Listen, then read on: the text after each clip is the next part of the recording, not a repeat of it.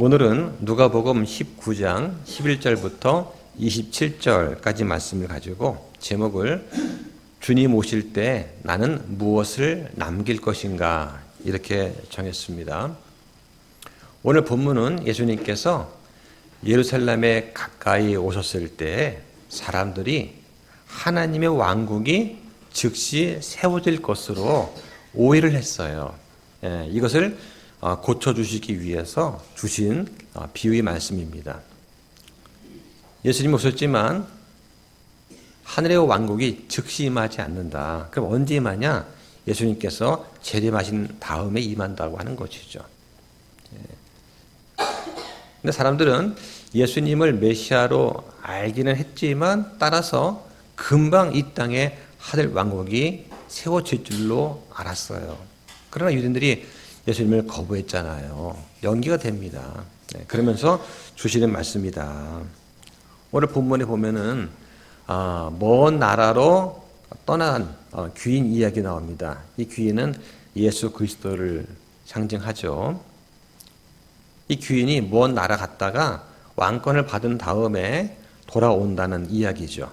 다시 말하면 예수님의 승천과 재림을 의미한다고 볼 수가 있습니다. 여기 종이 나오는데 종이 10명이 나와요. 10명. 자, 왜 10명일까? 10이라고 하는 숫자는 여러 가지 의미가 있습니다. 특히 이방인들 또 교회 시대의 성도들을 또 상징한다고 볼 수가 있는데요. 자, 중요한 것은 그 10명의 종한테 각각 1문화씩 총 10문화가 주어집니다. 똑같이 주어진다고 하는 것도 잘 기억해 보시고요. 다시 말하면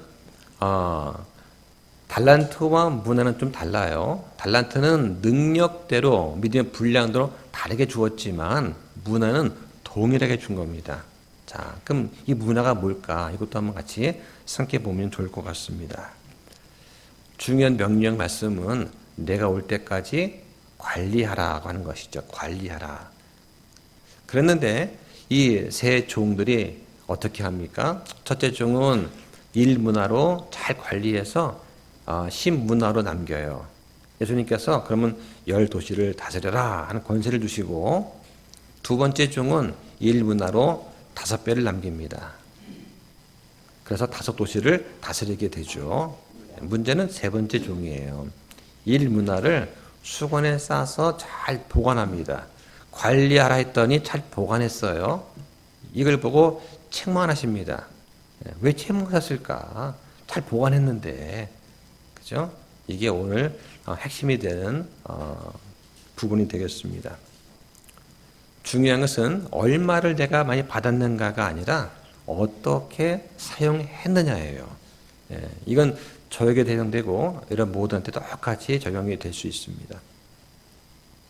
그래서 이 본문에 나타나는 예수님의 책망, 이 사악한 종하고 책망할 때 어떤 죄를 책망하시냐? 아무것도 하지 않은 죄. 또 어떤 걸 칭찬하시는가? 신실함에 대한 칭찬하신다는 거. 이 두 가지를 잘 비교해 보시면 좋을 것 같습니다. 이 아무것도 하지 않은 종, 책망은 들었지만 그러나 구원은 잃지 않아요. 종의 신분은 유지가 됩니다. 오늘 말씀은 보상이 다르다는 얘기지 신실하지 못하면 구원을 잃어버린다. 그런 얘기가 절대 아니다 하는 것도 기억하면 좋을 것 같습니다. 자, 만약 오늘 주님께서 오신다 하면 나는 주님 앞에 섰을 때 제가 이걸 남겼습니다 라고 말할 수 있는 것이 있습니까? 주님께서 우리한테 주신 것이 있잖아요. 그렇죠? 있는데 그걸 가지고 내가 뭘 남겼을까? 회개보고 해봐라 했을 때 나는 과연 무엇을 보여드릴 수 있겠는가 하는 것입니다. 자, 많은 분들이 나는 특별한 사람이 아니에요. 나는 할 수 있는 게 별로 없습니다. 이렇게 생각하고 있을 수가 있습니다. 근데 오늘 본문은 그렇지 않다는 것이죠. 모든 사람한테 똑같이 맡겨진 것이 있다는 거예요.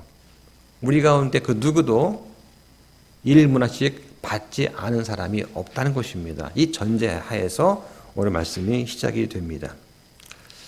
자, 오늘 본문에는 우리가 많이 들었던 문화의 비유 이야기가 나오는데 이거하고 마태복음 25장에 나오는 달란트 비유를 잘 구분하셔야 됩니다. 자, 먼저 두 개를 구분한 다음에 본문을 들어가려고 합니다. 마태복음 25장에 나오는 달란트 비유는 일단은 문맥이 올리브 산에서 설교하실 때 하신 내용이에요. 대상이 누구냐?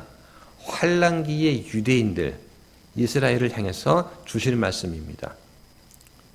오늘 누가복음 19장의 문화 비유는 예수님께서 예루살렘에 들어가시 직전에 사람들이 지금 당장 하늘의 왕국이 이루어질 거라고 생각하는 그런 많은 무리들을 향해서 그렇지 않다라고 하는 것을 알려주시고 또 우리 오늘날 교회 시대 성도들한테도 적용이 되는 그런 말씀입니다.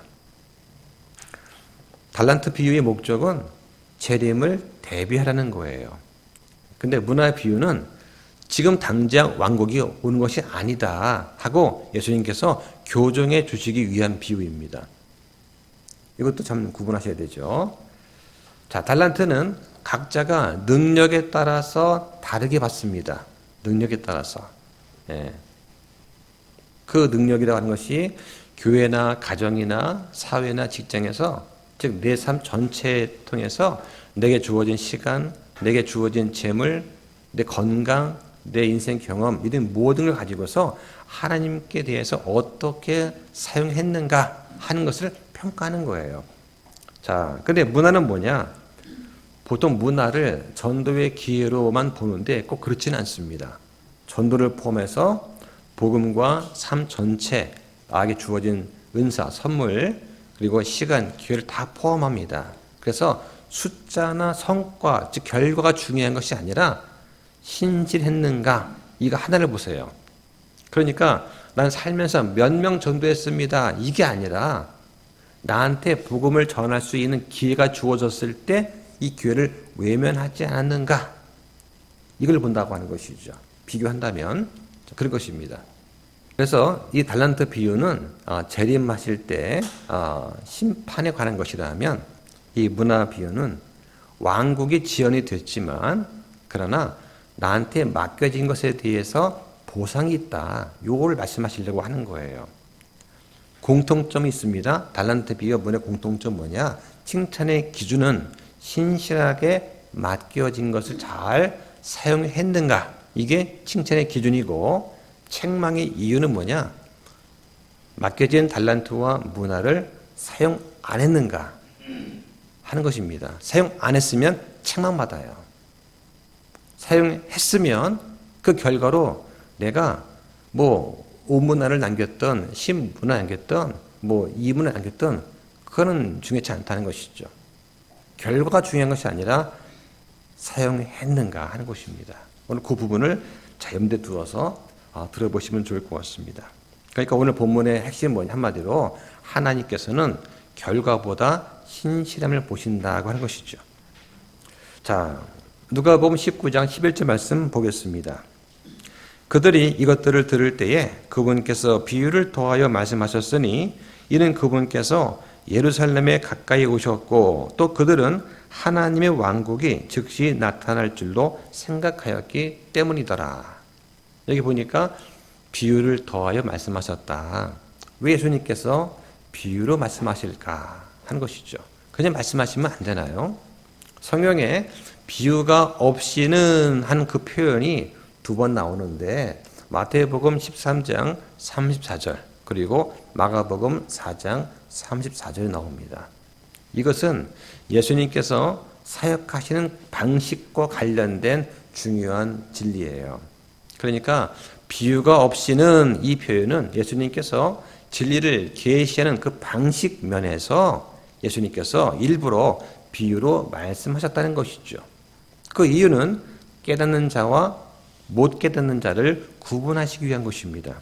예를 들면 마태복음 13장에서 유대인들이 하늘의 왕국을 거절하잖아요. 그럴 때 그 불신하는 유대인 무리를 대상으로 말씀하시는 거예요.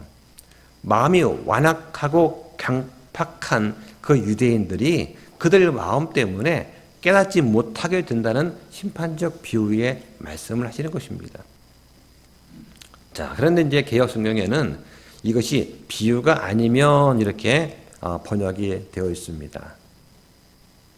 그러다 보니까 어떤 교회 교단에서는 성경을 볼 때에 다 비유로 해석하려고 해요. 왜? 비유가 아니면 말씀하지 않으셨다고 하니까 다 비유로 보는 거예요. 예를 들면 창세기 1장의 창조를 실제 6일 창조가 아니라 하나의 상징이다. 아담은 역사 인물이 아니라 그냥 인류를 대표하는 상징이다. 노아 홍수도 실제 사건이 아니라 신화적 이야기다. 저 지옥의 불도 실제 불이 아니라 어떤 상징이다. 지옥의 고통도 단순한 후회나 분리하는 정도라고 약화시킨다든가, 예수님께서 다시 오시는 그 재림을 실제 오시는 것이 아니라 영적인 임재다. 이렇게 막 비유를 하는 것이죠. 예수님의 공중 강림을 교회의 부흥이라고 바꿔서 해석합니다. 이스라엘이 회복된다는 그 말씀을 교회가 이스라엘을 대체한 것으로 해석을 해요. 그리고 천년 왕국을 문자 그대로 이루어지는 것이 아니라 상징적인 시대다. 이렇게 해석하는 것, 이게 비유 해석입니다. 이게 이제 알레고리 해석이라고 하는 거예요.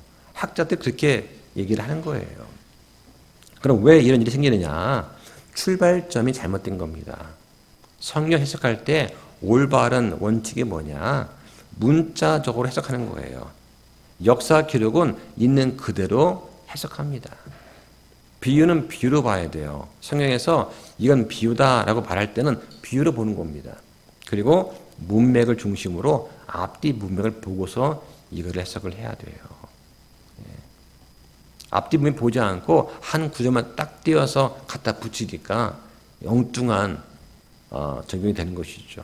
그리고 이스라엘과 교회를 구분할 수 있어야 됩니다. 이게 올바른 해석 방법이에요. 자, 그러면 성경 말씀을 듣고 읽고 깨닫는 사람은 어떤 사람이냐? 영적인 눈이 열린 사람이에요. 즉 마음이 열린 사람입니다.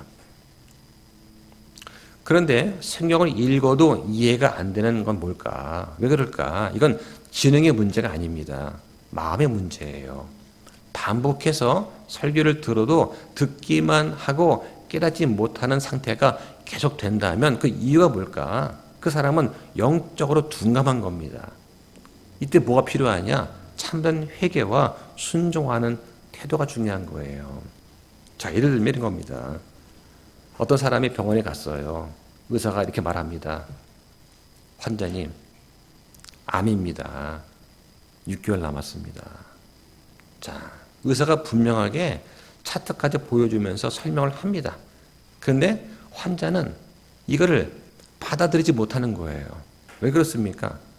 의사의 설명이 어려운 게 아니라 환자가 그 말을 들을 준비가 안 돼 있는 거예요. 그러니까 들어도 믿지 못하고 인정하지 못하는 것입니다. 그러니까 또 다른 병원 찾아가면서 자검사를 하죠. 결과가 똑같을 때 그때 뭐예요? 아, 정말 그렇구나. 인정합니까? 첫 번째는 화를 내면 나한테 왜 이런 일이 생겼을까? 그리고 비관하고 울부짖고 그러다가 또 시간 지나면 타협을 합니다. 하나님이든 어떤 신한테 타협을 하죠. 나한테 한 번 더 기회를 주신다면 착하게 살겠습니다. 타협을 하고 그래도 안 되면 그때서 죽음을 직시하게 되는 것입니다. 이 시기에 중요한데 이때를 놓쳐버리면 구원의 길이 없는 것이죠. 마찬가지로 예수님의 비유가 어려운 것이 아닙니다. 마음이 준비되어 있지 않으면, 닫혀 있으면 들어도 깨닫지 못하는 것이죠. 오늘 본문은 아주 중요한 시점에 주어진 말씀입니다. 앞에서는 삭개오가 구원받는 사건이 있었습니다. 사람들은 이걸 보면서 마음에 들뜬 거예요. 야, 드디어 이제 메시아가 왕이 되시나 보다. 하늘 왕국이 이제 곧 세워지겠구나. 그러니까 하나님의 왕국이 즉시 나타날 것이라고 사람들은 기대를 했습니다. 근데 주님께서는 그 기대가 잘못되었다는 것을 아시고 아직 아니다. 이거를 말씀하시려고 문화의 비유를 말씀하시는 거예요. 예. 문화 비유의 배경은 그런 것이 있는 것입니다. 혹시 우리 가운데는 지금까지 고생했으니까 이제 좀 내가 좀 편해지겠지. 내가 기도했으니까 주님께서 이제 다 알아서 해주시겠지. 라고 생각하는 분도 계실 겁니다. 근데 성경은 뭐라고 하느냐? 지금은 왕국의 시대가 아니라는 거예요. 아직 우리한테 맡겨진 것을 해야 되는, 맡겨진 것을 관리하는 그 시대다. 아직 왕국의 때가 아니라고 하는 것을 우리 기억을 해야 됩니다. 어느 날 아버지가 이제 출장을 갑니다. 그 말을 한 것이죠. 아들한테, 얘야, 아빠가 출장 가는데 지금 없어. 근데 꼭 돌아올 거야. 그동안 엄마 말씀 잘 듣고 집 잘 보고 있어라. 이게 지금 우리의 상태인 것이죠. 자, 12절에 보니까 그러므로 그분께서 이르시되 어떤 귀인이 자기를 위해 왕권을 받은 뒤에 돌아오려고 먼 나라로 갈 때에, 여기 보면 어떤 귀인이 등장합니다. 귀인. 우리한테는 귀인이 익숙한 표현 같아요.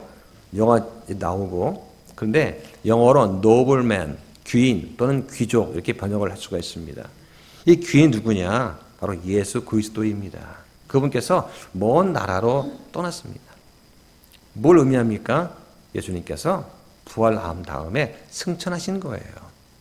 그리고 곧 다시 돌아오십니다. 이게 재림이죠. 자,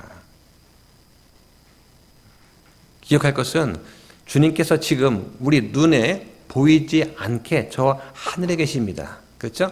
물론 우리 안에도 계시지만 성령으로 우리와 함께 계시죠. 그리고 예수님께서 반드시 다시 오시겠다라고 약속하셨습니다.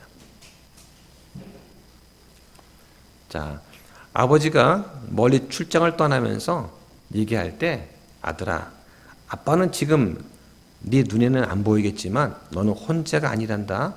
그리고 나는 반드시 돌아올 거야. 자, 이 말을 하면 그러면 이제 아들은 두 가지를 믿어요. 하나는 뭐냐? 아버지가 멀리 출장을 떠났어도 아버지와 내가 연결되어 있다는 것을 알아요. 어떻게? 언제든지 휴대폰을 켜고 연락할 수 있지 않습니까? 우리 성도는 언제든지 하나님과 기도할 수가 있습니다. 연락할 수가 있잖아요. 교통할 수가 있습니다. 그리고 그 출장이 끝나면 반드시 다시 만날 것을 믿습니다. 때가 되면 예수님께서 이 땅에 재림하시는 거죠. 이걸 믿는 게 믿음이에요. 자, 지금 어떤 때입니까? 주인이 눈에 안 보여요. 그러나 우리한테 맡겨진 책임은 남아있다. 그런 때라고 하는 것입니다. 자, 13절에 자기 쪽 10명을 불러 그들에게 신문화를 건네주며 그들에게 이르기를 내가 올 때까지 관리하라 하였으나 합니다. 자, 주인이 총 10명을 불러서 각각 1문화씩 줍니다. 왜 10명이냐? 성경에서 이 10이라는 숫자는 여러 번 반복해서 이방인을 상징합니다. 또 보편성, 전체성을 또 상징을 해요. 이것은 교회 시대 성도들한테 적용할 수가 있습니다. 중요한 것은 모두한테 동일하게 1문화를 준 겁니다. 어떤 사람은 더 많이 받았습니까? 그렇지 않은 거예요. 누구는 적게 받았나요? 그렇지 않습니다. 다 똑같이 1문화 받았다. 이게 뭐냐? 복음을 포함한 내게 맡겨진 자원이에요. 돈일 수도 있고 내 책임일 수도 있고 내 기회일 수도 있습니다. 자, 이걸 갖다 뭐라고 합니까? 관리하라는 거예요. 관리하라. 그냥 보관하라는 것이 아니라 관리하라. 이것은 하나의 사명이죠. 단순히 지키라는 말이 아닙니다. 이 말의 원래 뜻은 뭐냐? 장사하라, 활용해라, 증식하라는 거예요. 그러니까 맡겨진 복음을 가지고 전도하고 가르치고 열매를 맺으라고 하는 것입니다. 원래 이런 뜻이 주어진 거예요. 어떤 성도가 평생 교회를 다녔는데 성경도 많이 알고 설교도 많이 들었습니다. 그런데 그 사람이 임종하기 직전에 이런 고백을 하는 거예요. 나는 지금까지 한 번도 전도해 본 적이 없습니다. 전도지에다가 건빵 넣어가지고 예수님 믿으세요. 그런 것도 전도를 할 수 있지만 그런 거 말고 예수님이 누구신지 내가 만난 예수님을 간증하면서 복음이 무엇인지, 내가 왜 죄인인지, 내가 왜 예수님을 구원으로 받아들여야만 했는지 이런 것들을 알리고 전하는 거, 이런 걸 못 해봤다는 거예요. 하나님께서는 성경에 복음 전도의 어리석은 것으로 말씀을 전하게 하셨습니다.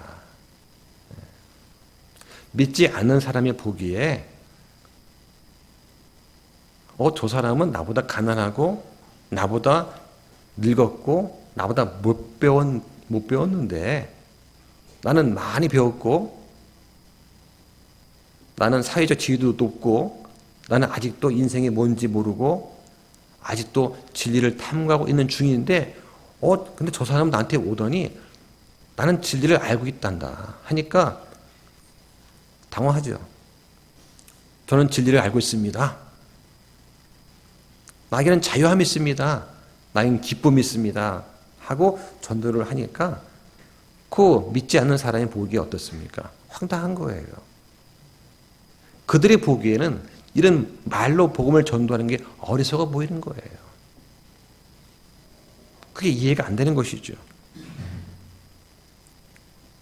그래서 이 성도한테는 성경 지식은 있었지만 열매가 없는 삶을 살았다는 것이죠. 이게 바로 문화를 묻어둔 삶입니다.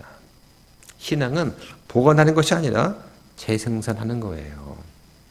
자, 14절에 그의 군민들은 그를 미워했으므로 그가 간 뒤에 소식을 보내 이르되 우리는 이 사람이 우리를 통치하는 것을 원치 아니하나이다. 자, 이 말씀을 보면 1차적으로는 이 말씀을 어디다 적용시켜야 되느냐? 이스라엘이에요. 이스라엘. 예수님을 메시아로 인정하기를 거부했잖아요. 우리는 이 사람이 우리를 통치하는 것을 원치 않는다. 요한복음 1장 11절에 그분께서 자기 땅에 오셨어도 그분의 백성이 그분을 받아들이지 아니했다고 합니다. 자, 그리고 2차적으로는 모든 시대의 불신자에 해당이 됩니다. 사람들은 예수님을 구원자로는 원해도 자기의 주인으로는 거부합니다. 왜 많은 사람들이 예수를 믿지 않을까요? 그 이유가 무엇이겠습니까? 예수를 몰라서? 아닙니다. 사실은 예수 그리스도를 나의 왕으로, 주인으로 모시기 싫어서입니다. 구원은 받고 싶지만 내 인생은 내가 살고 싶은 거예요. 내 인생은 나의 것이라고 하는 것입니다. 지옥 가기 싫어서 예수님 믿겠다고 말은 했지만 친구 따라 가족의 권유로 교회는 다니지만 하라고 해서 분위기상 침례는 받았지만 그러나 내 삶을 내 뜻대로 즐기고 싶어서 또 간섭받기 싫어서 예배만 드리고 빠져나가는, 교제는 참여하지 않는 그런 사람들이 많이 있는 거예요. 이게 바로 뭐냐? 우리는 이 사람이 우리를 통치하는 것을 원치 않습니다 하는 그런 고백이에요. 이게 바로 불신의 본질이다. 혹은 구원은 받았어도 여전히 내가 인생의 주인이고 내가 최종 결정권자다 하는 것입니다. 이런 사람을 가리켜 성경은 뭐라 하느냐? 육신적인 그리스도인이다 이렇게 말을 합니다. 15절에 그가 왕권을 받은 뒤에 돌아와 자기가 돈을 준 이 종들이 각각 장사해서 얼마나 벌었는지 알기 위해 이들을 부르라고 명령하니. 자, 첫 번째 종입니다. 이에 첫째 종이 와서 이르되 주여 주 1문화로 10문화를 벌었나이다 하매. 자, 주님 말씀하십니다. 주인이 그에게 이르되 잘하였도다 선한 종아, 내가 매우 작은 일에 신실하였으므로 10도시를 다스릴 권세를 차지하라 하니라. 여기 중요한 표현이 있습니다. 10도시가 중요한 게 아니에요. 네가 매우 작은 일에 신실하였으므로 이게 중요한 표현입니다. 주님께서는 큰 일을 요구하지 않으세요. 예, 주님은 신실함을 원하십니다. 그러면 신실한 게 뭐냐? 신실한 것은 맡겨진 거에 대해서 끝까지 변함없이 충성하는 상태입니다. 주님이 주신 것을 잘 맡아서 상황과 관계없이 환경에 흔들리지 않고 주님 앞에서 충성하는 거예요. 단순한 열심이나 결과가 아니라 계속해서 꾸준하게 책임감을 가지고 하는 거다. 그래서 성경에 청지기한테 요구되는 것은 신실한 사람으로 드러나는 것이다. 이게 말씀합니다. 저와 여러분 모두가 다 청지기입니다. 각자 자기 믿음의 분량에 따라 신실하게 충성하면 되는 거예요. 예. 두 번째 종입니다. 18절에 또 둘째 종이 와서 이르되 주여 주의 일문화로 오문화 벌었나이다 하매, 자 이번은 오문화예요. 5배 남깁니다. 자 그런데 첫째 종보다 좀 적지만 역시 보상이 있습니다. 19절에 주인이 그에게도 마찬가지로 이르되 너도 5 도시를 다스리라 하니라. 예.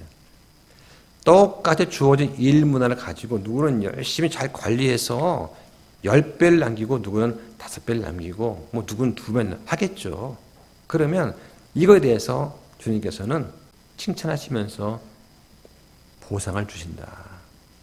중요한 것은 뭐냐? 하나님은 비교하지 않으세요. 뭐 5배? 야, 쟤는 10배 했는데 5배야? 비교 안 하신단 말이죠. 다만 하나님께서 신실한가를 보셔요. 자, 그럼 성경에 보면 믿음이라고 하는 것, 신실함이라고 하는 것, 충성이라고 하는 것에 대해서 조금 정리할 필요가 있습니다. 개념을. 자, 갈라디아서 5장 22절에 보면 이제 믿음인가 충성인가 좀 혼동되는 부분이 있어요. 성령의 열매는 사랑과 기쁨과 화평과 오래 참음과 온유와 선함과 믿음과 온유와 절제다. 이게 되어 있는데 개역에는 성령의 열매는 사랑과 희락과 화평과 오래 참음과 비슷하죠. 그 다음에 온유를 자비화라고 되어 있고, 그 다음에 선함을 양선, 믿음을 충성이라고 되어 있어요. 그러니까 저도 이제 이 말씀을 준비하면서 보면은 예전에 개혁성에 볼 때하고 또 다르다. 왜 믿음과 온유와 절제냐 할까? 옛날 성경은 충성과 온유와 절제했는데 그럼 믿음과 충성 다른가?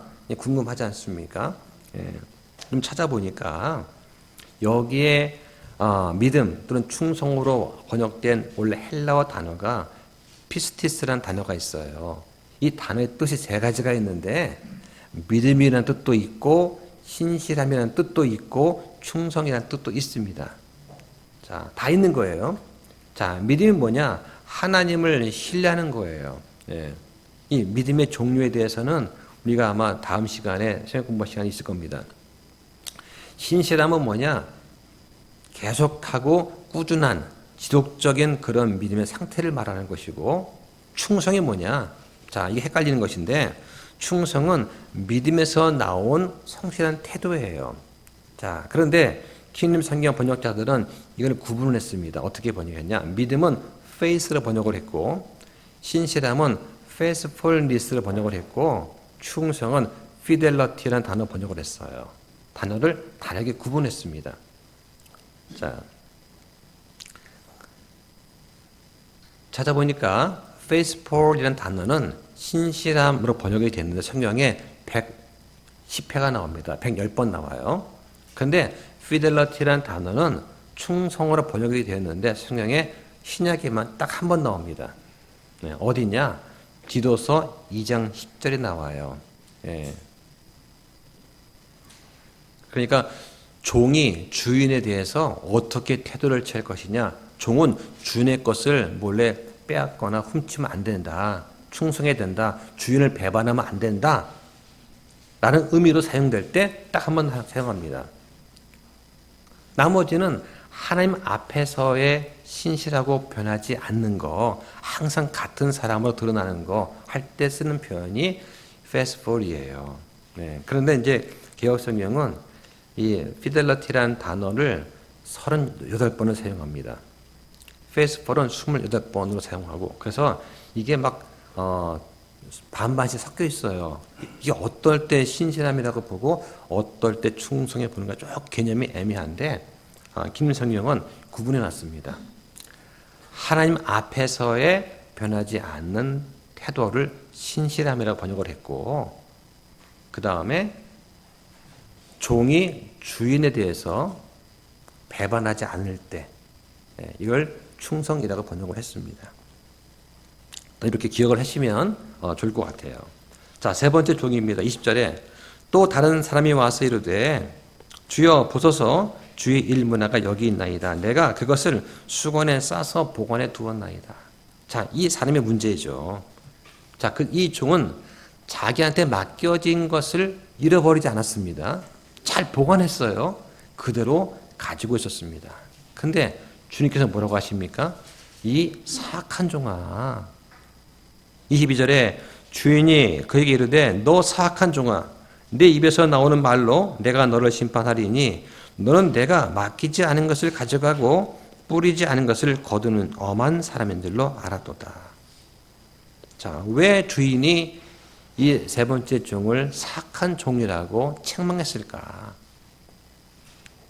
이 세 번째 종은 남의 것을 훔치지 않았습니다. 나쁜 짓 안 했어요. 이유는 뭐냐? 아무것도 하지 않은 거예요.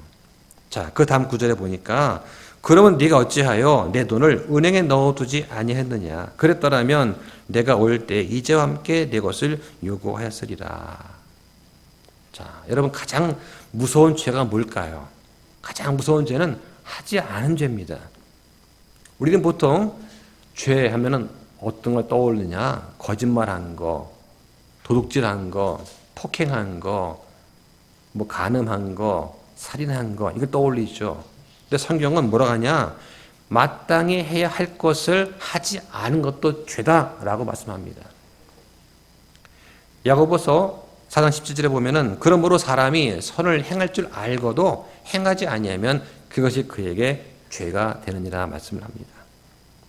예를 들면 내가 누군가한테 복음을 전할 수 있었는데 안 했다든가 마음속에서 내가 이 시간에 저 사람한테 내가 예수님의 증거를 해야 되겠다 마음에서 일어났어요. 근데 그걸 성령을 그냥 시켜버리는 거죠. 삭혀버리는 거. 예. 내가 누군가를 섬길 수 있었는데 안 했다면 이게 바로 이 종의 죄라고 할 수가 있습니다. 물론 구원은 행위가 아니라 은혜로 받습니다. 근데 구원받은 자한테 반드시 열매가 따라온다는 것을 우리는 기억을 해야 돼요. 자, 어떤 선교사가 이런 고백을 합니다. 어떤 선교사가 수년 동안 사역을 했는데 열매가 없었어요. 네. 자, 이걸 보고 현재 뭐라고 하느냐. 제가 이제 그걸 찾아보다가 기록에 남아있는 그런 걸 좀 소개하려고 합니다. 윌리엄 캐리라고 하는 선교사가 있었는데 이 사람은 인도 선교를 했습니다. 근데 한 7년 동안 처음에 7년을 사역하는데 한 명도 회심자가 없는 거예요. 주변에서 저 선교사는 실패했어 라고 평가를 내립니다. 선교사가 어떻게 합니까? 자비라는 선교도 있지만 대개는 후원금 받아서 하잖아요.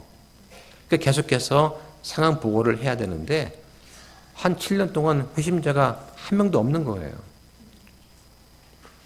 얼마나 마음에 답답했을까. 또 에도니람 저더슨이라는 사람이 있습니다. 처음에 한 7년 동안 사역하면서 이 사람이 버마죠. 미얀마에서 사역을 했는데 회심자가 7년 동안 딱 한 명인 거예요.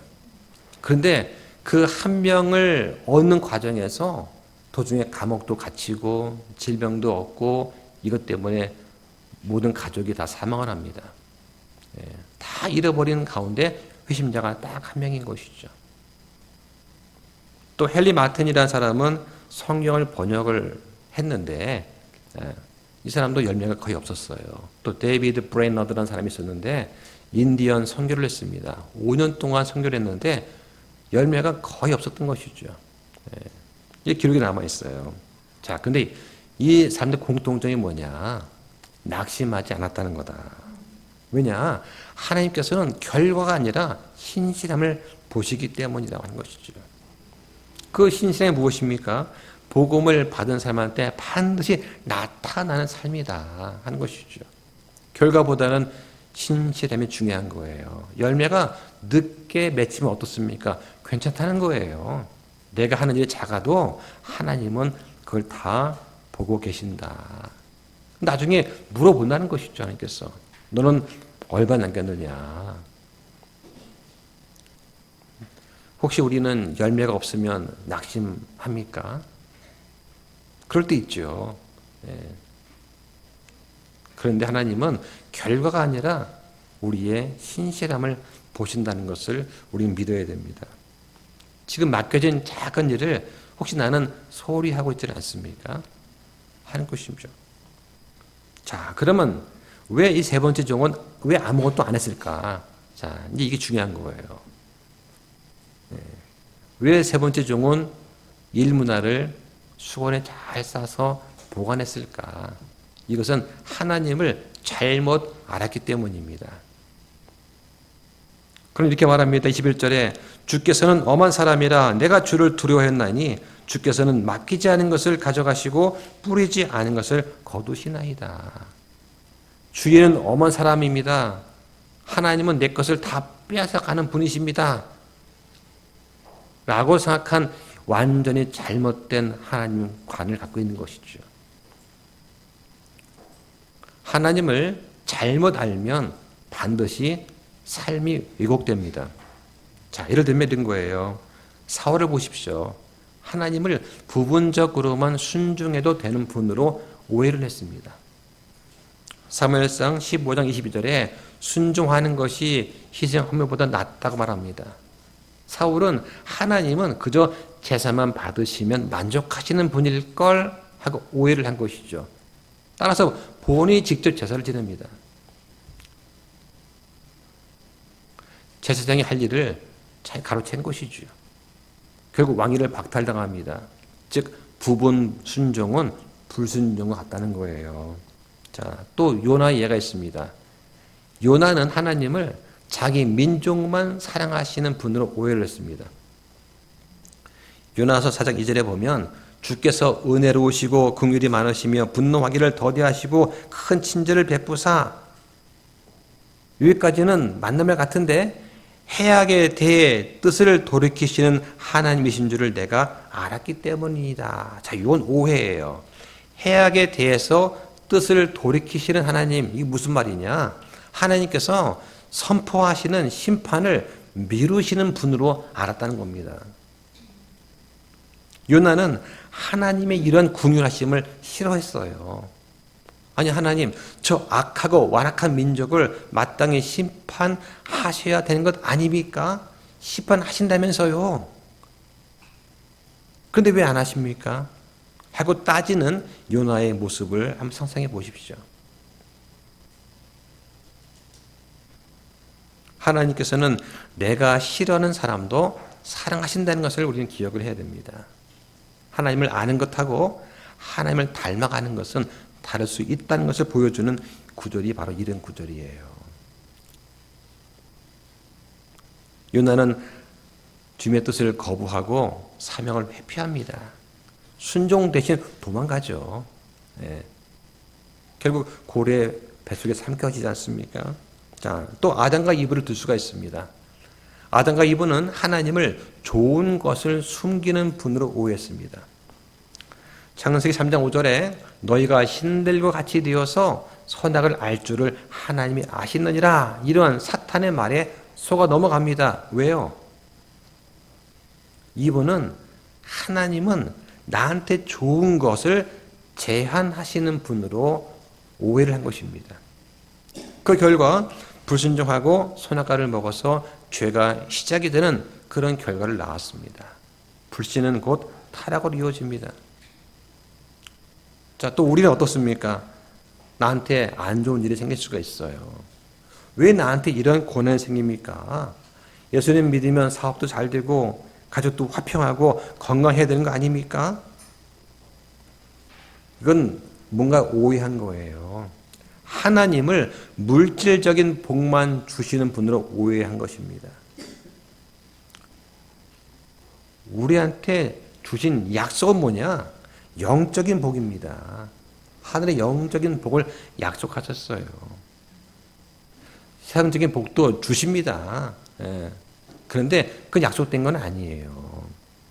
이거에 대해서 실망하고 불평불만하면 그 사람은 마귀한테 속고 있는 것입니다. 그럼 왜 이런 고난을 주냐? 그건 이따가 오후에 공부할 거예요. 자, 사람은 하나님이 두려우면 사람은 숨어버립니다. 그런데 그 하나님께서 사랑이신 것을 알게 되면 앞에 나와서 주를 섬기게 되어 있습니다. 자, 그 다음 구절 보실게요. 24절에 곁에 서 있는 자들에게 이르되 그에게서 일 문화를 빼앗아 십 문화 가진 자에게 주라. 자, 이 세 번째 종은 책망은 받았지만 구원을 잃지는 않았어요. 다만 보상은 잃었습니다. 자, 보상. 자, 보상 어떻게 주어지느냐 다 아시는데 한번 찾아보겠습니다. 고린도전서 3장 15절 보세요. 이건 우리 모두한테 조만간에 이루어질 일입니다. 자, 15절. 자, 함께 씁니다. 시작. 어떤 사람의 일이 불타면 그는 보상의 손실을 당하리라. 그러나 그 자신은 구원을 받되 불에 의해 받는 것 같이 받으리라. 여기서 불 가운데서 구원받는다. 그러니까 믿기만 하면 무슨 선한 행위가 없어도 순종하지 않고 이기적인 나만 아는 그런 믿음 생활을 해도 구원은 받아요. 구원은. 그러나 보상이 없다는 거예요. 보상이. 자, 우리가 믿음 생활하는 목적이 여러 가지 있겠지만 약속된 보상 못 받으면 이거 얼마나 안타깝습니까? 이제 곧 우리가 전부 다 그리스도 심판서 앞에 서게 됩니다. 그런데 그 앞에서 어떤 형제는 어떤 자매는 보상을 이만큼 받고 칭찬받고 하는데 나는 보상받는 게 아무것도 없다면 겨우 구원만 받고 뻘쭘하게 서 있다면 이거 얼마나 안타까운가 하는 것이죠. 그래서 목사는 내가 맡은 저 성도가 내 양떼가 심판석에서 많은 보상을 받도록 도와주는 일을 하는 사람이다. 저는 그 생각을 해요. 이게 목양자가 할 일이다. 저는 여러분들이 심판석 앞에서 많은 보상을 받기를 원합니다. 그럴 때 제가 엄청 기쁠 것 같아요. 근데 만약에 이렇게 섰는데 어떤 형제는 이만큼 받았는데 어떤 형제는 받은 게 없고 그냥 왔어? 저기가 서 있어. 영어로 what's up 이게 인사말이거든요. 근데 안녕 그 정도밖에 안 돼요. 그거 얼마나 민망할까요? 자, 그런데 그러면 원수들은 어떤가 보겠습니다. 26절에 내가 너에게 이르노니 있는 자마다 받을 것이요 없는 자는 자기한테 있는 것도 빼앗기리라. 그러나 내가 자기들을 통치하는 것을 원치 아니한 저 내 원수들은 이리 끌어다가 내 앞에서 죽이라 하였느니라. 자, 보면 마지막에 원수들이 등장을 합니다. 자, 예수님께서 저 내 원수라고 말하는 사람 누구냐? 주님을 거부한 사람들이에요. 그들은 심판을 받습니다. 성도들은, 종들은 보상 차이는 있지만 다 구원받아요. 그런데 원수는, 불신자는, 믿지 않은 사람은 심판에 처하게 된다고 하는 것입니다. 자, 말씀을 정리하겠습니다. 주님께서는 반드시 다시 오십니다. 그날 우리 모두가 받게 될 한 가지 질문이 있어요. 너는 무엇을 남겼느냐? 얼마나 오래 믿는느냐? 이거 아닙니다. 말씀을 얼마나 몇 번 읽었느냐? 이것도 아니에요. 너는 얼마나 신실했느냐? 이거 하나 물어보세요. 주님께서 나한테 맡겨주신 그 문화가 무언가? 문화는 다 주어져 있습니다. 나는 그것을 그냥 묻어두고 있지는 않는가. 남기기 위해서 실제로 무엇을 하고 있는가. 이걸 한번 진지하게 생각해 봐야 돼요. 나는 구원 받았으니까 됐어. 끝나는 것이 아니고 이 구원받은 것을 나만 알지 말고 내 친구들, 가족들, 지인들을 소개해서 복음을 전하라는 거예요. 그들이 믿고 안 믿건 중요한 게 아니에요. 복음을 전할 수 있는 기회가 주어졌을 때 그 기회를 쓰라고 하는 것입니다. 가끔 말해도 안 믿으니까 난 안 할래. 이게 아니라 믿든지 안 믿든지 내가 알고 있는 예수님을 내 안에 있는 참된 진리를 나누어주고 선포해주고 소개하라는 거예요. 네. 믿고 안 믿고는 상대방 선택이에요. 근데 내가 그 기회를 사용하지 않는다면 그건 나한테 책임이 있다 하는 것이죠. 혹시 나한테 건강 문제가 있다면 걱정하거나 낙심하지 말고 남은 시간을 신실하게 섬기면 됩니다. 자녀 문제가 있습니까? 포기하고 체념하지 말고 기도와 말씀을 계속해서 권면하고 하나님께 간구하십시오. 노후가 불어나면 돈에만 얽매이지 말고 하나님을 신뢰해야 됩니다. 시간 여유가 있으면 유튜브나 이런 데 빠지지 말고 봉사하고 전도해 보세요. 전도 해보면 알아요.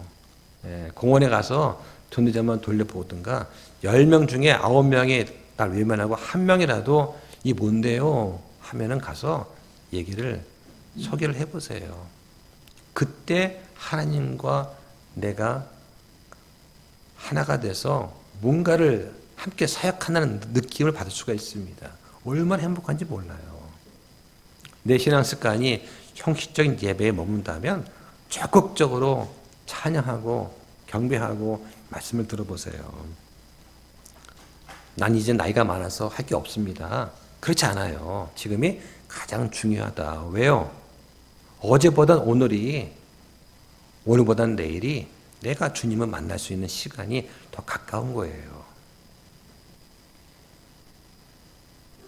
오늘 본문에서 우리 각자가 무엇을 받았습니까? 1문화씩이죠. 모두 똑같습니다. 하나님 우리한테 능력을 묻지 않으세요. 신실함을 요구하신다. 혹시 나는 조용히 믿기만 하면 된다 하고 안주하는 분 계십니까? 그렇지 않다는 것이죠. 가장 큰 잘못은 아무것도 하지 않은 죄다. 혹시 실패할까 봐 두렵습니까? 주님은 실패를 책망하시지 않으세요. 오히려 아무것도 하지 않은 것을 책망하십니다. 나는 평범한 성도입니다. 나는 뭐 집사도 아닌데요. 나는 목사도 아니에요. 그런데 이 세 종류의 종들은 특별한 사람들이 아니다. 차이는 뭐냐? 단 하나죠. 행동을 했느냐? 하지 않았느냐입니다. 작은 일이라도 지금 시작하면 됩니다. 복음을 나누는 삶을 살고 주님을 바르게 알고 결과보다 신실함에 집중하시면 됩니다. 지금은 주인이 없는 시간을 살고 있어요. 그런데 반드시 그 주인이 돌아오신다고 말씀합니다. 그러나 우리는 주여 주께서 주신 것으로 제가 이것을 남겼습니다. 고백하는 여러분과 제가 되기를 기도합니다. 기도하겠습니다.